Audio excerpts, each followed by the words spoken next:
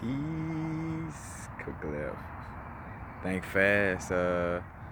Just want to share some examples of how our physical anatomy as well as the metaphysical anatomy, so to speak, how the different beings like the reptilians and the Arcturians are the bird-like people, but how the combination of those two energies combine to create your spinal cord, because you have the reptilian or serpent energy of the kundalini, and then also with that the Arcturian energy, where when you get to the crown you got the feathers, and you got this represented in the what it is, caduceus, or if I'm pronouncing it right, the caduceus staff. But it's basically that symbol that all the medical people, ambulance and all that use. But it's that little staff, or kind of like that representation of like a pole or staff with wings at the top and a snake spiraling around it, and it has different little ways of displaying, but the same picture, in essence, with the snake going around in some kind of way with the wings at the top. But the snake is the reptilian part of your blood, and then you got the reptilian part of your brain, then you got the terminology bird brain too, like when you think about it, like, oh, you bird brain. But anyway, also when you get up to the top, so you got the kundalini snake or reptilian that raises from the root chakra up to the crown, and then at the crown is the feathers. And it's also how you see where you get these different beings like Quetzalcoatl, the feathered serpent, and there's another Quetzalcoatl. I don't know if the name translates into the feathered serpent exactly, and I won't say that until I know for sure. But Quetzalcoatl, in essence, is the feathered serpent. That's what he stood for in his symbolism, regardless of the linguistics. But is that those terminologies in that situation is, a tie into a representation of our spinal cord and our kundalini energy, and also too, that's where you get the naga or the nagus, and then it turned into what you could say as the derivative. Some people say the word nigga, but also like with the country Niger or Niger, however you want to say it. But also though, for sure, with like nagus and naga, you know what I'm saying. Then you get incense like nag champa, and all this. But and that's more dealing with the Hindu linguistics when you go to like Naga. And two, reason why it's stemming from the Hindu, because it also stems from the Kush Empire. The Kush Empire extended into the Indus Kush Valley, or basically the if I said that right, but the Kush Empire extended all the way to India. So you could see how they could start using the word, from Nagus Nagas, to Negus to Naga, you know what I'm saying, when you get down the line. It's all correlated. But also I thought about too, like, because again, with all these different beings, these beings are like basically the geneticists of our bodies in essence. And the geneticists of our body, and then you got Anki, which is the geneticists that let us know, hey, you're God too. Like, not only you can have sex and reproduce and just have sex for fun, but you're a God as well, and he gave us psychokinesis and extended our life expectancy, our life, in essence. But it's all genetics. And two, I thought about how like the melanated people or beings on Earth, you know what I'm saying, the people with highly melanated skin pigmentation, and not just the neuromelanin, because remember, this is a bodysuit. So the eldest souls got the bodysuit that's, really for this planet, you know what I'm saying? Because the eldest people get the pick of the litter, it's like, you get on the bus, you got to get up for the older person, it's like a chivalry thing, like, let the old person go first, So that's the thing with our bodysuits. And I thought about also with melanated people and the melanin in general, but also being tied to the Lyran or the Leone people, or the Leone star beings, from the star Lyra. But That's where you get like the segment and all these different line beings and depictions of cats. But that's the eldest geneticist, in our near solar system, and that's where the melanated beings, that's where our bloodline stems from. Now, of course, the Lyrans moved to Orion's belt and to Sirius, and and maybe other places too as well, and shared DNA and made humanoids, and even down to where you had different families marrying, where you would have maybe a reptilian marry a Lyran or something like that, to preserve that benevolent energy, that star being energy. But you see where, like where the athletes like LeBron, because I tell people, it's not no thing of thinking you're better with your melanin, but it's an obvious fact that you see all the athletes, some of the greatest athletes are, they have a high skin melanin ratio, and so you see like that cat-like agility, at its finest, all that, like, oh, Barry Sanders, how do he move like that? How does so-and-so run so fast and stop on a dime? How does Bo Jackson hit the ball out of the park but yet so agile? How does Michael Jordan float in the air? This and that, and it's like, it's that feline, cat has 9 lives type of energy. But well, no, not the cat has 9 lives type of energy. That's more some other stuff. I get into that. That just popped up while I was talking. But it's that Lyran energy in us. You know what I'm saying? Like, cause I think about me and my basketball skills. It's like I was extremely agile. Like a cat-like agility. I may not have been like the fastest person long distance, but as far as like moving quick, you know what I'm saying? Get that Barry Sanders. It's that Lyran energy within our DNA as well, And two, you start to see how, that mixture of us being on Earth, because again, as above, so below, just like, of course, people stick to the ethnicities in essence. You do have the crossing, where different ethnicities, again, we all blend together because it's just like the star beings, like, of course, they all got their particular species and family, but again, it was when the universe in essence needed it, they came together on some type of level where it was like, all right, to extend this bloodline, we have to, put that our physical differences aside in essence,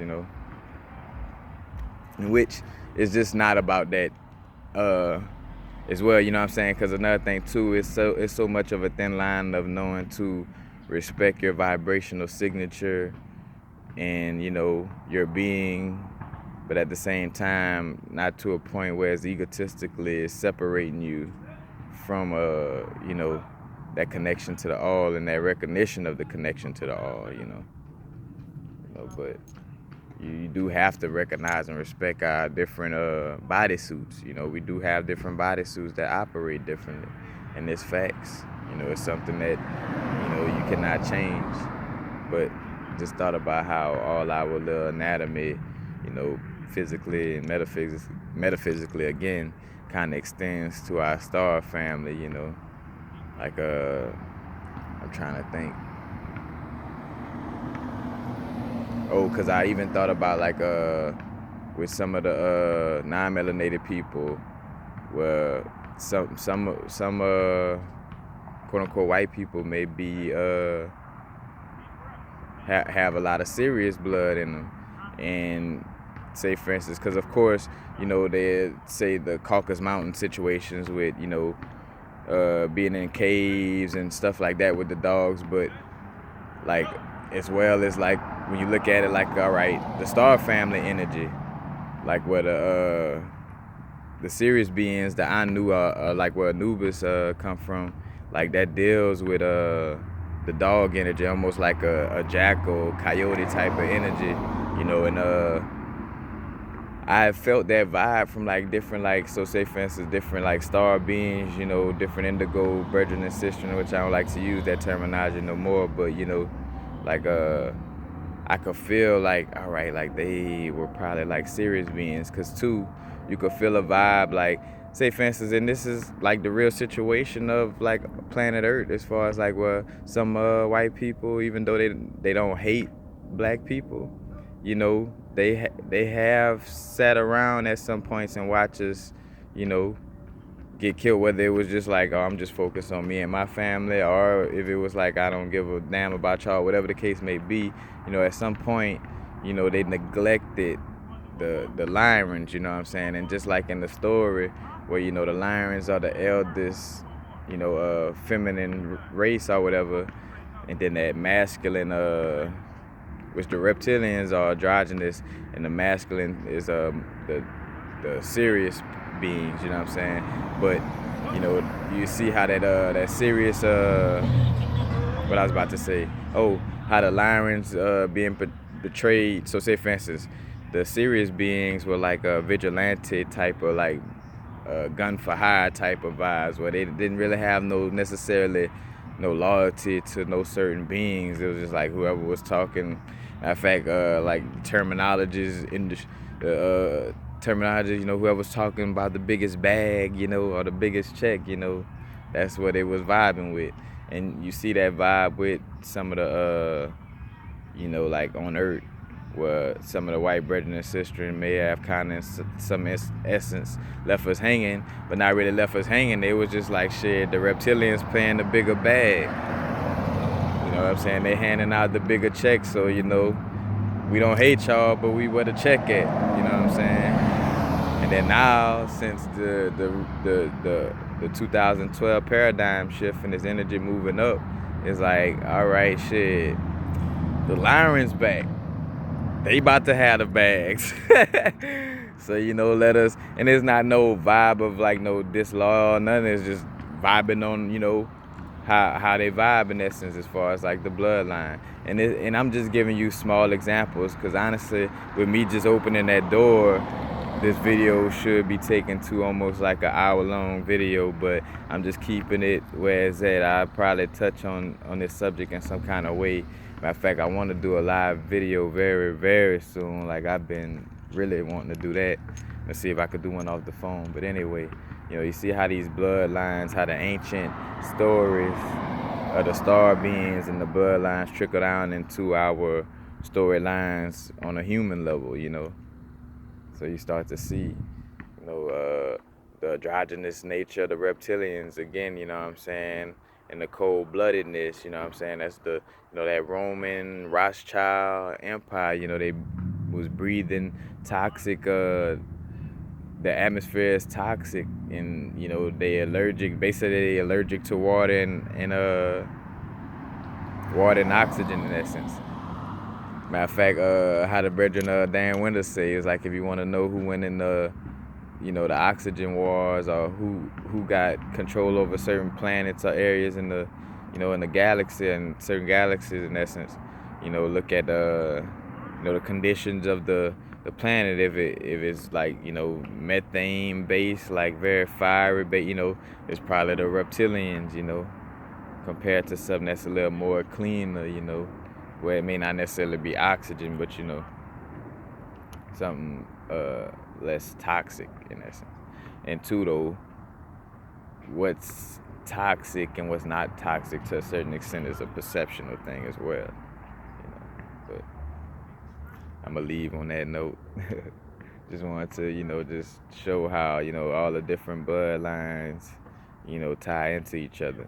And this is all truths, because another thing too, now I'm getting back to that point of sharing truths and not giving a damn about the ego, you know what I'm saying? Like, because I thought about it as I talked about the dog situation with the Anu people, but then, you know, with the Caucasian situation being the caves, I'm like, you know, the ego in me, it was funny though, it was more of the ego in me, like, well, you know, worried about the situation, but then the spirit was like, bro, you are stating facts, non-biased facts with